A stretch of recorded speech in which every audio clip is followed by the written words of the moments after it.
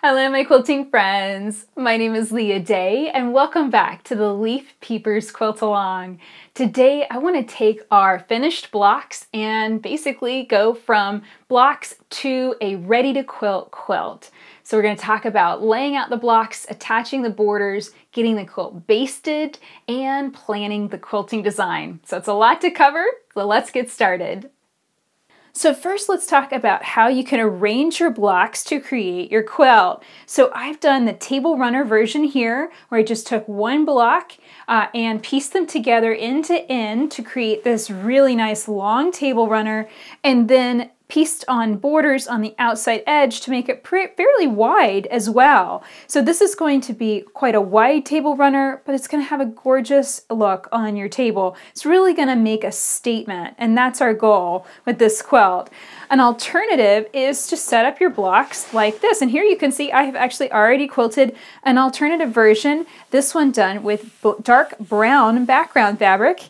And we set up these blocks, and so they're each pointing in a different direction, and it's definitely a wall hanging. This is meant to hang on a wall, to be really a decoration for the fall, and I just love how that brown pulls out all of those bright colors. All of these are colors that we see a lot during this season. So it's totally up to you what you're wanting, as far as whether you're wanting a table runner to decorate your table or you're wanting a wall hanging to decorate your wall. You could piece up more blocks and make the quilt bigger if you choose.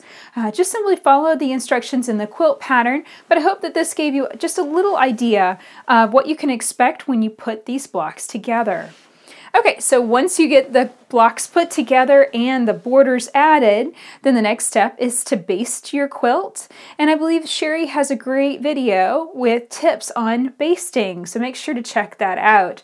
I have already basted with pins and pinmores. That's what these little knobby things are on my quilt. You can check those out at leahday.com/pinmore to learn more about that. So now I want to talk about the quilting design. How are we going to quilt it? That's a really good question. And Sherry and I are both going to quilt this quilt differently. When I started looking at this, the first thing I was looking at is, what did I love the most about these blocks? And also, what style of quilting did I want to do? What did I want to focus on? And how many designs and color changes and all that good stuff really needed to go on to finish it. So the first thing that I was thinking about is ruler foot quilting and using the rulers that I've designed for Grace Company to help me quilt this quilt. And so that was really a large part of my inspiration for planning the designs within these spaces. And largely because I knew using the slice ruler, I could line that up with the edges of those ditch lines and be able to do echo ditching, that's stitching a 1/4 inch inside of each piece. And I could also do echo ditching on the outside of these shapes, and I wouldn't have to do any stitching in the ditch at all, which is a more time-consuming form of quilting. And it's also rather hidden. I really wanted the quilting to show. So let's take a look at what that ended up looking like here on the quilt that I've actually finished. So here you can see, I'm going to rotate this around so we can talk about the block that I was actually just pointing at. There we go. So here you can see that block now quilted, and I went inside with this beautiful echo ditching, just echoing around each shape, and then I started filling in with different designs. Now I used a few free motion fillers. Those are designs that you can memorize and stitch without marking. So like this is sharp stippling. That's a design we're going to learn together. But then I also used the rulers to help guide some of these curving lines. Now, if you don't have the rulers or you don't have a ruler foot, no big deal. You could just simply mark some parallel curving lines in that area and stitch it in free motion or stitch it with your walking foot. So there's lots of different ways that you can tackle these designs. The straight line quilting, especially through here, those sections would be really easy to do with walking foot style quilting.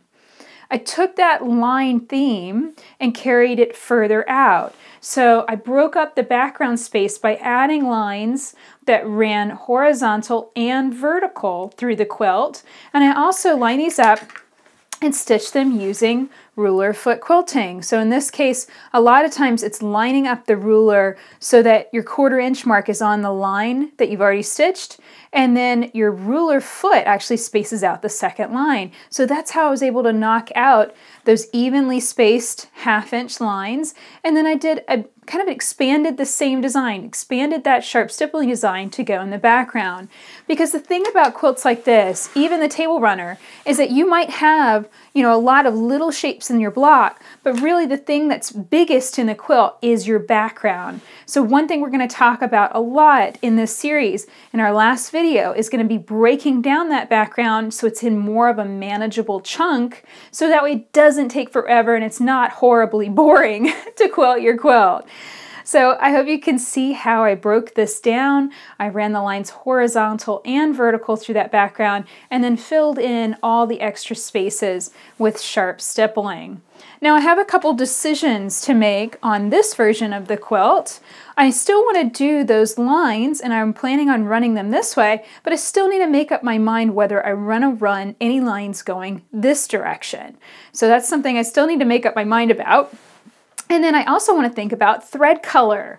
On this quilt, it was darker and I had light color thread, and that was an easy choice. It pretty much contrasted with everything except for the lightest yellow. So I could just wind bobbins of one color, and that means I didn't have to stop and wind lots of different bobbins. It was a lot faster. I had fewer thread breaks. I could travel, stitch around, and get to different areas all with one color of thread. So if you're in a hurry with this project and you want to instantly simplify your quilting, go with only one thread color. And this is Isacord Vanilla, so you can check that out and try that color. And as you can see, it would blend in really nicely with this cream background. If you wanted to go with that, that would blend in almost completely.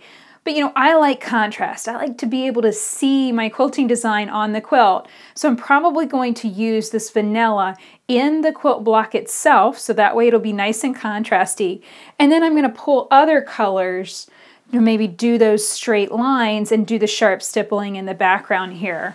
So I have Isacord Brick, Pumpkin, Buttercup, and Pear, and these are all of those beautiful fall colors. And I think this would look really cool if, let's say, like the green, maybe I use that to do the echo ditching around that block and then the straight lines coming out. Or I could do the opposite. I could mix these up so I had contrasting colors, do the echo ditching and lines. I kind of like that idea even better because it would really make those blocks pop and stand out even more. But additional thread colors are definitely going to make this more complicated, a lot more thread breaks, and more time consuming. But sometimes projects are special and that's what they take. So kind of take all of this into account. Take a little bit of time to think about what your goals are with this project. Do you want a lot of color? Do you want it to be fairly simple? Answer those questions first, and that's going to make the entire project so much better from the very beginning. So that's it for this tutorial. I hope you learned a lot and you're ready to get your quilt top basted and ready for quilting. Now make sure to check out Sherry's video. I think she's posted some tips on basting that you'll find really helpful for this next step of the process. So check that out at wholecirclestudio.com. If you'd like to join in the fun of the Leaf Peepers quilt along and make this beautiful fall themed quilt with us, come and check out the pattern at leahday.com/leaf. This is a pattern that includes not just these beautiful quilt blocks, you also get 2 different layouts and 2 different quilting designs. So come and check it out and join in the fun and quilt along with us this fall. You can find the pattern at leahday.com/leaf. Until next time, let's go quilt.